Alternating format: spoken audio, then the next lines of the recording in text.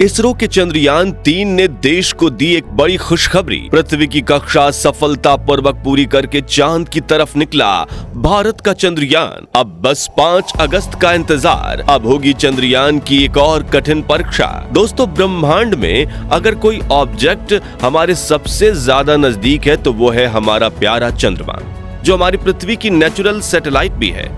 यही वजह है कि चांद को एक्सप्लोर करने में हमारे स्पेस वैज्ञानिक सबसे ज्यादा दिलचस्पी रखते हैं। आपको याद होगा, साल 2009 में भारत ने अपना पहला मून मिशन चंद्रयान 1 लॉन्च किया था, जिसने चांद पर पानी की खोज की थी। इसी खोज को सफल मिशन के चलते इसके बाद इसरो ने अपना दूसरा मिशन चंद्रयान 2 लॉन्च किया।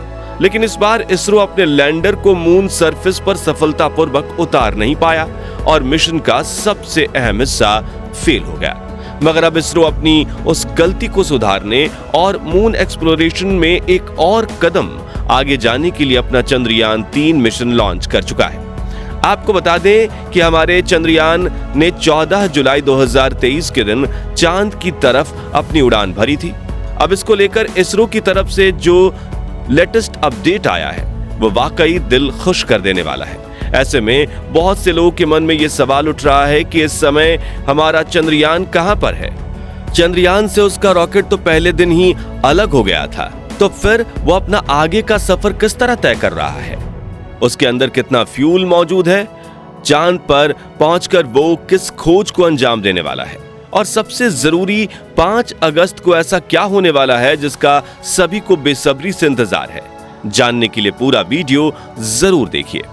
दोस्तों, कोई भी स्पेसशिप जब पृथ्वी से बाहर निकलकर स्पेस में अपने किसी सफर की ओर बढ़ता है तो वो सीधा अपने टारगेट की तरफ नहीं जा सकता, बल्कि उसे पृथ्वी के अंडाकार ऑर्बिट में कुछ चक्कर लगाने पड़ते हैं। ऐसा पृथ्वी की ग्रेविटी की वजह से किया जाता है, क्योंकि अगर स्पेसशिप को सीधा पृथ्वी के ग्रेविटेशनल फील्ड से बाहर निकाला गया तो तेज दबाव और घर्षण के कारण वो नष्ट हो सकता है। चंद्रयान 3 के साथ भी ऐसा ही किया गया है। पहले उसने स्पेस में जाकर पृथ्वी के कई चक्कर काटे और अपने हर एक चक्कर के साथ वो पृथ्वी से अपनी दूरी बढ़ाता गया।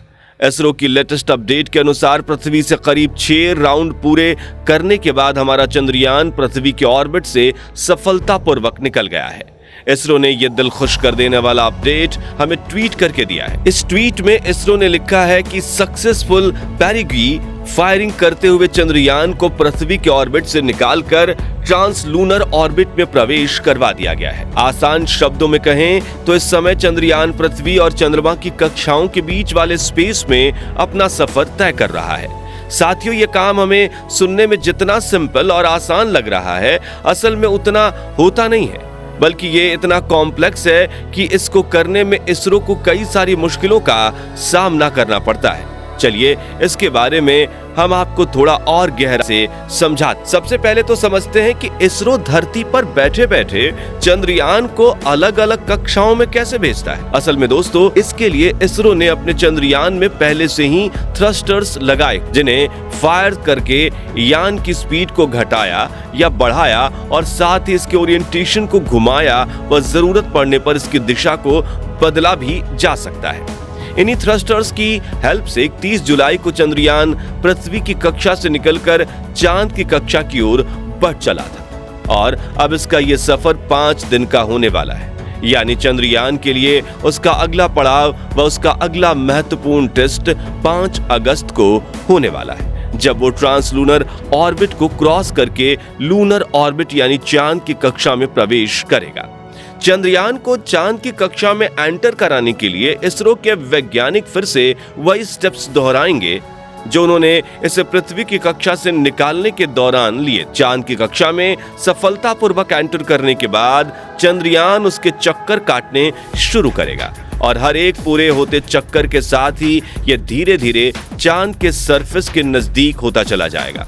14 अगस्त के दिन चंद्रयान 3 चांद की चौथी कक्षा में प्रवेश करेगा, जिसके 2 दिन बाद 16 अगस्त के दिन इसे चंद्रयान 3 की 5वीं कक्षा में धकेला जाएगा, जो कि 100 × 100 किलोमीटर की कक्षा होगी। यानी कि अपनी अंडाकार कक्षा को छोटा करते हुए आखिर में चंद्रयान एक गोलाकार कक्षा में पहुंच जाएगा। अब इसी कक्षा से कुछ चक्कर लगाते हुए चंद्रयान 3 का propulsion मॉड्यूल इसके लैंडर मॉड्यूल से अलग हो। साथियों, इस प्रोसेस को करने के लिए स्पेसक्राफ्ट के दोनों हिस्सों को जोड़ने वाले हुक खोले जाते हैं, जिसके बाद पिछले हिस्से की रफ्तार धीरे धीरे कम की जाती है ताकि आगे वाला हिस्सा अपनी कक्षा से आगे बढ़ जाए और बिना किसी नुकसान के दोनों हिस्से अलग हो जाएं। जिसके बाद चंद्रयान 3 का लैंडर और propulsion मॉड्यूल दोनों ही चांद की कक्षा में अलग अलग घूमेंगे और 20 अगस्त के दिन सही जगह पर चंद्रयान 3 के लैंडर की डीऑर्बिटिंग की जाएगी। यानी इसमें लगे इंजन को ऑन करके इसे चांद की दूसरी 100x30 किलोमीटर की कक्षा में धकेला जाएगा, जहां ये चांद के चक्कर लगाते हुए अपनी लैंडिंग साइट को डिटेक्ट करेगा और उससे ठीक ऊपर पहुंचते ही ये अपनी कक्षा को छोड़कर चांद की सतह की तरफ बढ़ने लगेगा और इस तरह 24 अगस्त आने तक हमारा चंद्रयान चांद की सतह पर सफलतापूर्वक उतर चुका होगा। किसी भी अनपेक्षित समस्या से जूझने के लिए हमारे वैज्ञानिकों ने कुछ दूसरे रास्ते भी खोज रखे हैं। साथ ही इस बार लैंडर और रोवर को पहले से कहीं ज्यादा मजबूत और एडवांस बनाया गया है ताकि जो गलती चंद्रयान 2 मिशन में हुई थी वो दोबारा ना हो। दोस्तों, चंद्रयान 3 को चांद के ध्रुवीय इलाके में रिसर्च करने के इरादे से भेजा गया है, क्योंकि चांद के क्षेत्र में अभी तक दुनिया की कोई भी स्पेस एजेंसी अपनी मिशन नहीं भेज पाई है। इस इलाके में लैंडर के उतरने के बाद तुरंत ही हमारा प्रज्ञान रोवर बाहर निकलकर अपना काम शुरू कर देगा और चांद की रहस्यमय दुनिया के ऐसे ऐसे खुलासे करेगा जिससे हम अब तक अनजान हैं। यही वजह है कि इसरो के इस मिशन पर सिर्फ हमारे पड़ोसी मुल्क ही नहीं बल्कि पूरी दुनिया की नजरें टिकी हैं।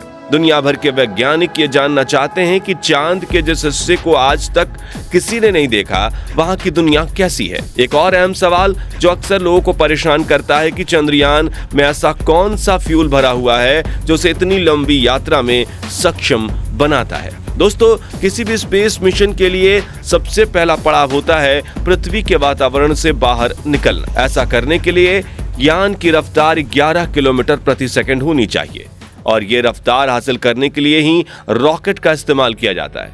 लेकिन फिर दूसरा सवाल आता है कि चंद्रयान से उसके रॉकेट तो लॉन्च होने के 16 मिनट बाद ही अलग हो गए थे।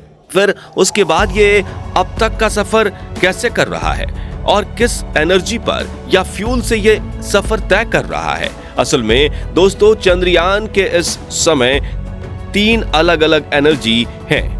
सबसे पहले तो इसके अंदर 2 टैंक मौजूद हैं जिनमें फ्यूल भरा हुआ है, दूसरा सोलर एनर्जी और तीसरी बैटरी। फ्यूल की बात करें तो किसी भी अंतरिक्ष यान में गाड़ियों और हवाई जहाजों की तरह पेट्रोल डीजल का इस्तेमाल नहीं होता, बल्कि चंद्रयान में प्रोपेलेंट हाइड्रोजन फ्यूल का यूज किया जाता है, जिसे जलाने के लिए नाइट्रोजन टेट्रोक्साइड की जरूरत पड़ती है।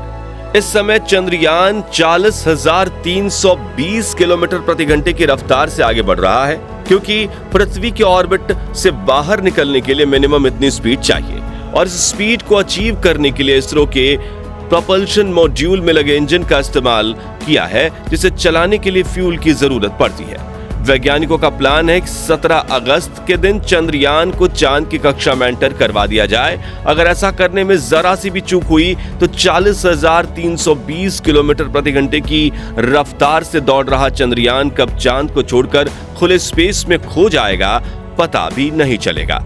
इसलिए मिशन में गलती की कोई गुंजाइश नहीं है। चंद्रयान को चांद के ऑर्बिटर में एंटर कराने के लिए इसरो को फिर से प्रोपल्शन मॉड्यूल में लगे उन्हीं इंजनों की जरूरत पड़ेगी, क्योंकि इन्हीं इंजन को फायर करके चंद्रयान को चांद की ऑर्बिट की दिशा में घुमाया जाएगा। ऐसे में इन इंजन को फायर करने की टाइमिंग भी बहुत ज्यादा क्रूशियल बन जाती है। अगर सब कुछ प्लान के मुताबिक रहा तो वैज्ञानिकों का अनुमान है कि 23 या 24 अगस्त के दिन चंद्रमा पर चंद्रयान 3 अपनी लैंडिंग कर पाएगा, वो भी चांद के ध्रुवीय इलाके में, वही इलाका जो गड्ढों से भरा हुआ है और जहां तापमान -208 डिग्री तक चला जाता है। ये हम सभी के लिए बड़े ही गर्व की बात है कि चांद के जिस इलाके में आज तक नासा भी एक्सप्लोर नहीं कर पाया, वहां हमारा चंद्रयान अपने भारत देश का झंडा गाड़ने के लिए जा रहा है। वैसे आपको क्या लगता है, चांद की इस अंधेरी दुनिया में हमारा चंद्रयान कौन सी नई खोज दुनिया के सामने लाएगा? अपना जवाब कमेंट के माध्यम से जरूर शेयर कीजिएगा। बाकी आज के इस वीडियो में बस इतना ही। वीडियो अच्छी लगी हो तो इसे लाइक और चैनल को सब्सक्राइब जरूर करें, साथ ही बेल आइकन को भी प्रेस कर दें ताकि नई वीडियो की नोटिफिकेशन आपको समय पर मिलती रहे। वीडियो अंत तक देखने के लिए धन्यवाद।